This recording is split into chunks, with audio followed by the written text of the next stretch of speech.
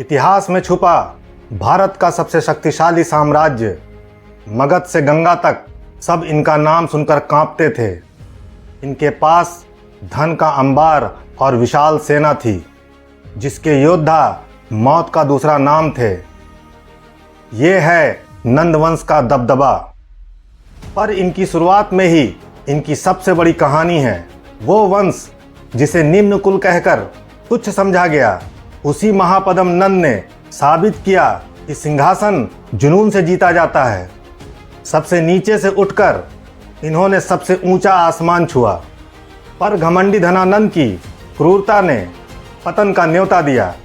उसके दुर्व्यवहार से अपमानित एक आचार्य ने भयंकर शपथ ली और तैयार किया एक अनजान तेज तर्रार योद्धा को।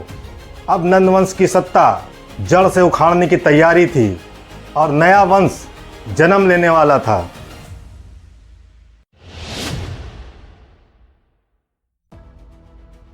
(367 ईसा पूर्व का साल मगध की विशाल और समृद्ध भूमि, जो सदियों से शिशुनाग वंश के अधीन थी, अब अपनी शक्ति के ढलान पर थी।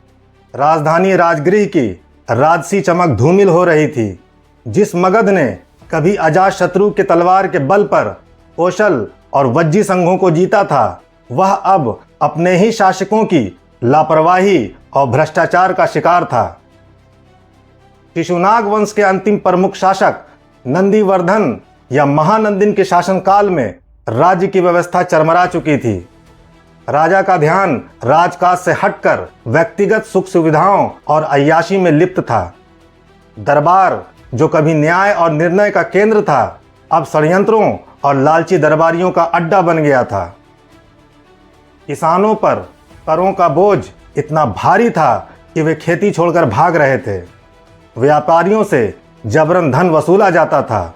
राज्य का खजाना खाली नहीं था, बल्कि वह कुछ स्वार्थी मंत्रियों और दरबारियों की निजी तिजोरियों में सिमट रहा था। मगध की महान सेना, जो उसके गौरव का प्रतीक थी, उसे महीनों तक वेतन नहीं मिलता था। सैनिकों के दिल में असंतोष की आग धधक रही थी। इसी अराजकता और सैन्य असंतोष के बीच एक असाधारण व्यक्ति अपनी योग्यता के दम पर उठा। उसका नाम था महापद्म नंद। वह जात से शूद्र या नाई जाति का था, मगर उसकी बुद्धि, सैन्य कौशल और संगठन क्षमता अद्वितीय थी। महापद्म नंद मगध की सेना का सेनापति बन चुका था। उसकी आंखों में मगध की बदहाली का दर्द था और सत्ता को लोहे के अनुशासन में ढालने का दृढ़ संकल्प। 345 ईसा पूर्व में मगध की राजनीति में अंतिम निर्णायक मोड़ आया। महापद्म नंद ने सत्ता के विरुद्ध उठ रहे व्यापक जन असंतोष और सैन्य विद्रोह का लाभ उठाकर एक साहसिक सैन्य और राजनीतिक तख्ता पलट किया। शिशुनाग वंश का अंतिम शासक नंदीवर्धन या महानंदिन और उसके उत्तराधिकारियों को सिंहासन से हटा दिया गया और महापद्म नंद ने स्वयं मगध के सिंहासन पर अधिकार कर लिया। शिशुनाग वंश का अंत हुआ और मगध के इतिहास में एक नए, शक्तिशाली और विवादित नंदवंश का उदय हुआ। 345 ईसा पूर्व में मगध ने एक नए प्रकार के राजा का उदय देखा। महापद्म नंद, जिसे पुराणों में उग्रसेन भी कहा गया है, उसने सत्ता संभालते ही मगध की व्यवस्था को लोहे के अनुशासन में ढालना शुरू कर दिया।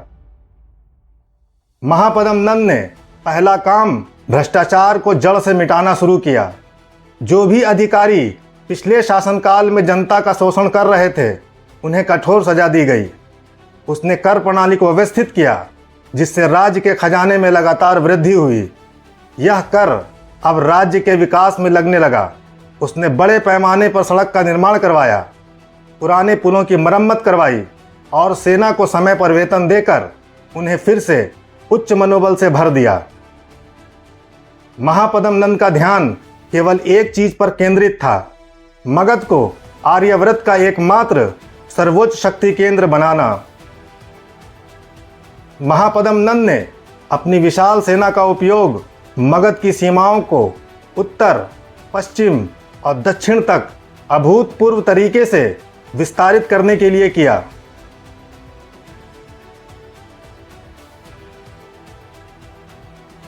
महापद्म नंद का सबसे बड़ा और निर्णायक सैन्य अभियान पूर्वी तट पर स्थित कलिंग, आज का आधुनिक ओडिशा, उसके विरुद्ध था।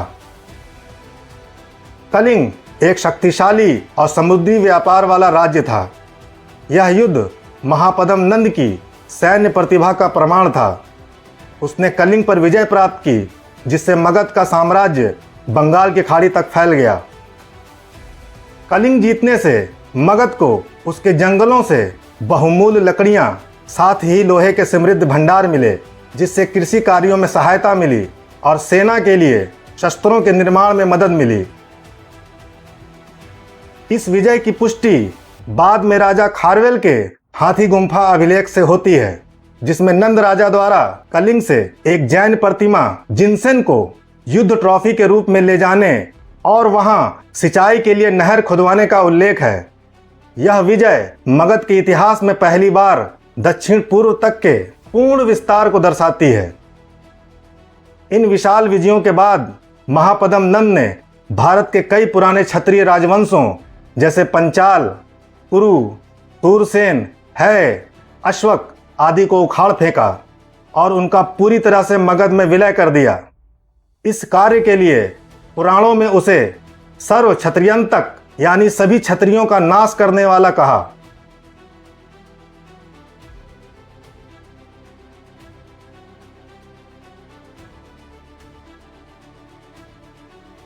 (330 ईसा पूर्व के आते आते महापद्म नंद ने मगध को साम्राज्य बना दिया था। उसने स्वयं को एक राट घोषित किया, जिसका अर्थ है पूरे भारत पर एकमात्र संप्रभु शासक। यह उपाधि उसकी उस महत्वाकांक्षा और सफलता को दर्शाती है कि उसने उत्तर भारत को पहली बार एक ही राजनीतिक सत्ता के अधीन कर दिया था। महापद्म नंद ने अनुभव किया कि राजगृह अब इतने विशाल साम्राज्य के लिए उपयुक्त नहीं है। उसने गंगा नदी के सामरिक और व्यापारिक महत्व को समझा और पाटलीग्राम को मगध की नई विशाल राजधानी के रूप में विकसित किया, जिसे अब पाटलिपुत्र के नाम से जाना जाता था। यह शहर न केवल सैन्य दृष्टि से अभेद था, बल्कि व्यापार और प्रशासन का केंद्र भी बना। इसी दौरान महापद्म नंद ने माप तौल को व्यापक रूप से लागू करवाकर उसका मानकीकरण यानी स्टैंडर्डाइजेशन किया। यह व्यवस्था इतनी प्रभावी थी कि इसे बाद में नंदोपक्रम कहा जाने लगा। बौद्ध ग्रंथों के अनुसार नंद वंश में 9 राजा हुए, जिन्हें सामूहिक रूप से 9 नंद कहा गया। इनमें महापद्म नंद यानी उग्रसेन के बाद पंडुक, पंडुगति, भूतपाल, राष्ट्रपाल, गोविशानक, दशसिद्धक, कैवर्त और धनानंद शामिल थे।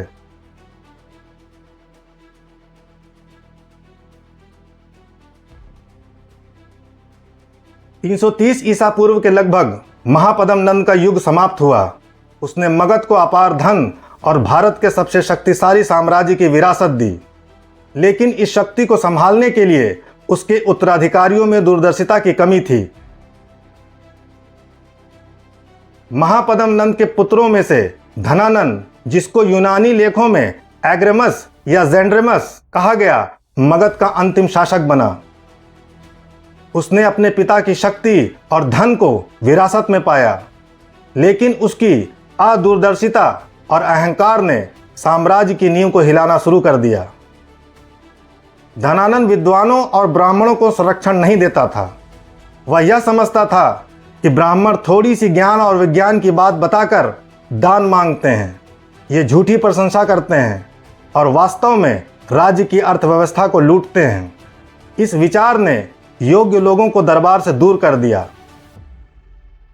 धनानंद या धननंद, उसने अपने पिता के शुरू किए गए भारी करों को और भी बढ़ा दिया।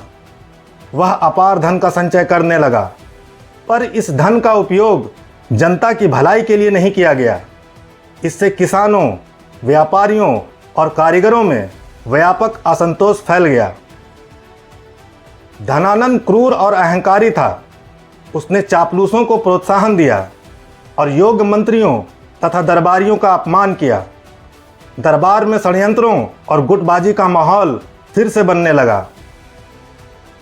जब मगध अंदरूनी कलह और जनता के असंतोष से जूझ रहा था, तभी एक विशाल बाहरी खतरा भारत की उत्तर पश्चिमी सीमा पर दस्तक दे रहा था। 327 ईसा पूर्व में मैसेडोनिया का महान विजेता सिकंदर भारत में प्रवेश कर चुका था। उसने कई छोटे भारतीय राज्यों को जीत लिया और पोरस जैसे राजाओं को पराजित किया। 326 ईसा पूर्व में जब सिकंदर की थकी हुई सेना व्यास नदी के किनारे पहुंची, तो उन्हें नंद साम्राज्य की अविश्वसनीय सैन्य शक्ति की कहानियां सुनाई गईं। यूनानी लेखों के अनुसार नंदों के पास 2 लाख सेना, 20,000 घुड़सवार, 2,000 युद्ध रथ और 3,000 से 6,000 तक युद्ध हाथी थे।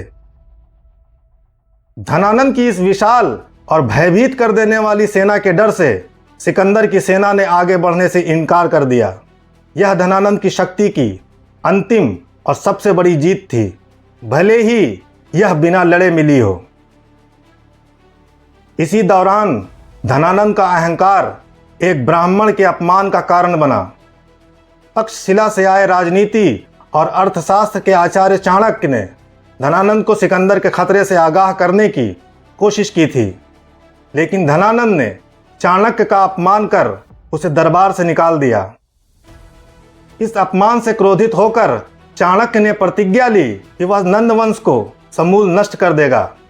उसने अपनी शिखा खोली और प्रण लिया कि इसे तभी बांधेगा जब मगध की गद्दी पर एक योग्य और धर्मात्मा राजा बैठेगा। चाणक्य ने अपने मिशन के लिए एक योग्य शिष्य की तलाश शुरू की, जो उसकी कूटनीति और रणनीति को युद्धभूमि पर उतार सके। अंततः उसने एक साधारण कुल के तेज तर्रार और साहसी युवक चंद्रगुप्त को पाया और उसे गुप्त रूप से प्रशिक्षित करना शुरू कर दिया।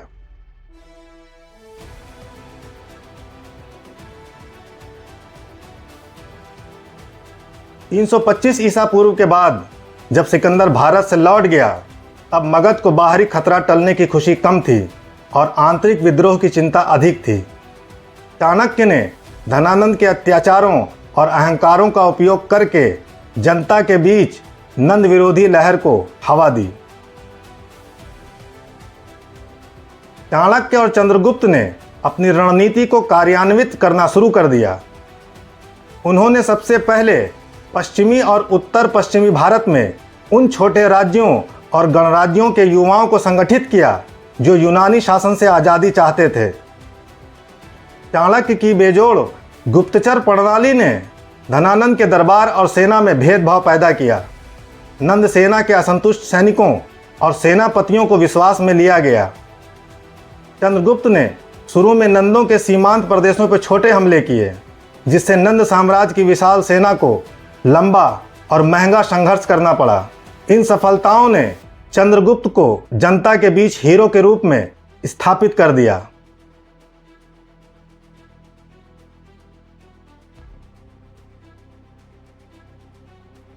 जब धनानंद की सेनाएं थक चुकी थीं, खजाना लगातार खाली हो रहा था और दरबार के भीतर विश्वासघात चरम पर था, तब चाणक्य ने पाटलिपुत्र पर अंतिम निर्णायक हमला किया। 322 ईसा पूर्व के लगभग चंद्रगुप्त और उसकी सेना ने अचानक पाटलिपुत्र पर धावा बोला। चाणक्य की कूटनीति के कारण नंद सेना का एक बड़ा हिस्सा या तो विद्रोह कर चुका था या तटस्थ हो गया था। धनानंद अपने धन और अहंकार के साथ अकेला पड़ गया। उसे पराजित किया गया और इस तरह नंद वंश का अंत हो गया। मगध के सिंहासन पर अब एक नया शासक बैठा, चंद्रगुप्त मौर्य। 322 ईसा पूर्व में मौर्य वंश की स्थापना हुई, जिसने भारत के इतिहास की दिशा हमेशा के लिए बदल दी। चंद्रगुप्त ने अपने गुरु चाणक्य को अपना प्रधानमंत्री नियुक्त किया। पाटलिपुत्र में अब न केवल नई शक्ति थी, बल्कि एक नई उम्मीद भी थी। जनता ने राहत की सांस ली, क्योंकि अब शासन लालच पर नहीं, बल्कि चाणक्य की नीति पर आधारित था। मगध महागाथा का एक युग समाप्त हुआ, जहां साधारण व्यक्ति ने शूद्र सम्राट बनकर इतिहास रचा और उसी साम्राज्य के पतन से एक विश्व विजेता मौर्य साम्राज्य का सूत्रपात हुआ। अगर आपको इतिहास की ये झलक पसंद आई हो तो वीडियो को लाइक करें, अपने दोस्तों के साथ शेयर करें और हमारे चैनल को सब्सक्राइब करें ताकि भारत के गौरवशाली अतीत की हर कहानी आप तक पहुंचे।